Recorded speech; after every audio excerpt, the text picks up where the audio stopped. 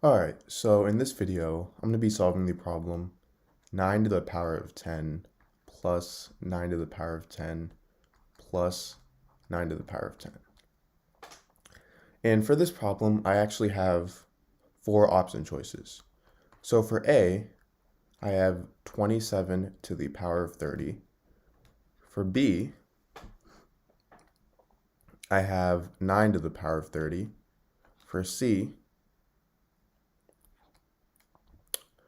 I have 27 to the power of 10, and for D, I have 3 to the power of 21.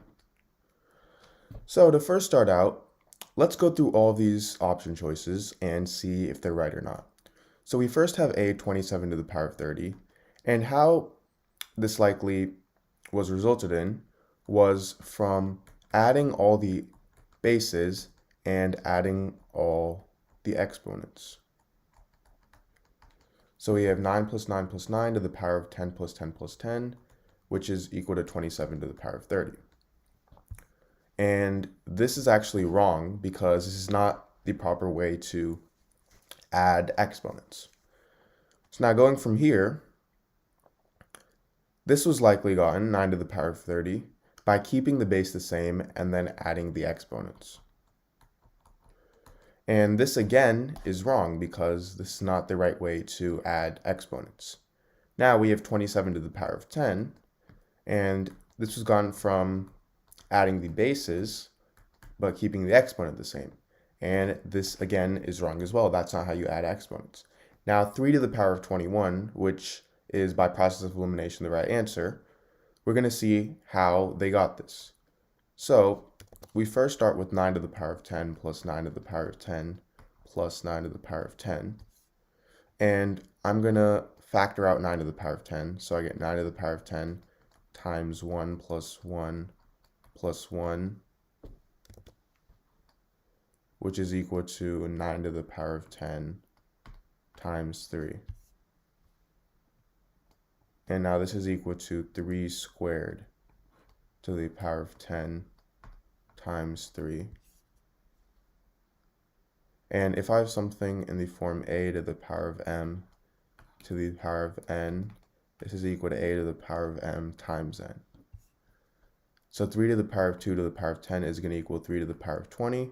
And I have this times 3 to the power of 1. So I simply just add the exponents. This is equal to 3 to the power of 21. Now, if you haven't already, please make sure to subscribe, leave a like, and share this to any of your friends or family members. Alright, so in this video, I'm going to be solving the equation 8 to the power of x is equal to 80.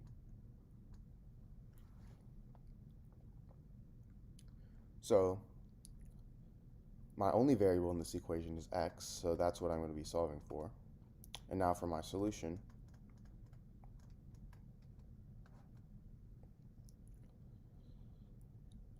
I'm going to rewrite my equation here. 8 to the power of x is equal to 80.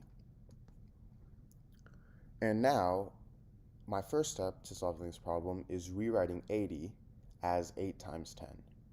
So now I get 8 to the power of x is equal to 8 times 10.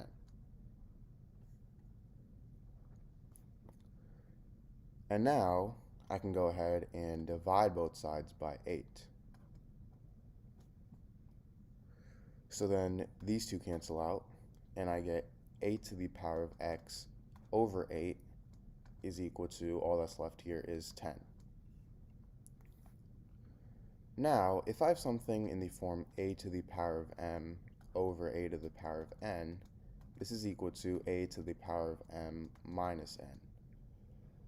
So a to the power of x over 8, well, 8 is the same thing as a to the power of 1. And a to the power of x over a to the power of 1, by using this property, is going to equal a to the power of x minus 1. And this is equal to 10. Now from here, I'm going to take the log on both sides. So I get log of 8 to the power of x minus 1 is equal to log of 10. And the reason I took the log on both sides is because now I can use the property that states that if I have something in the form log a to the power of b, I can move this exponent b to the front, so this can equal b times log a. So log a to the power of x minus 1, I can move x minus 1 to the front, and I get x minus 1 times log 8 is equal to log 10. And this property is really important because before, x was an exponent, and it's really hard to solve an exponential equation, but now we moved x, and now it's a real term, and it's much simpler to solve.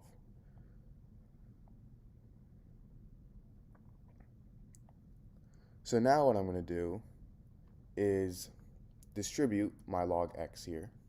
So now I get x times log x, or log 8, which is equal to x times log 8, minus 1 times log 8, which is just log 8, is equal to log 10.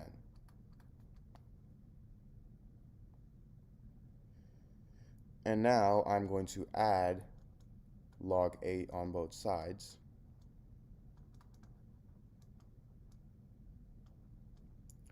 So then these two cancel out, and I get x times log 8 is equal to log 10 plus log 8.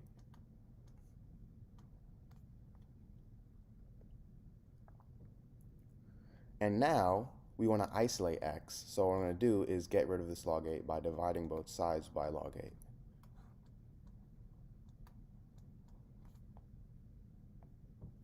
So then these two cancel out, and I'll be left with x is equal to log 10 plus log 8 over log 8. Now log 10, that's equal to 1, if you guys already know. So I get x is equal to 1 plus log 8 over log 8. Now, this is the same thing as 1 over log 8 plus log 8 over log 8. And log 8, these two cancel out, so I'm left with x is equal to 1 over log 8 plus 1.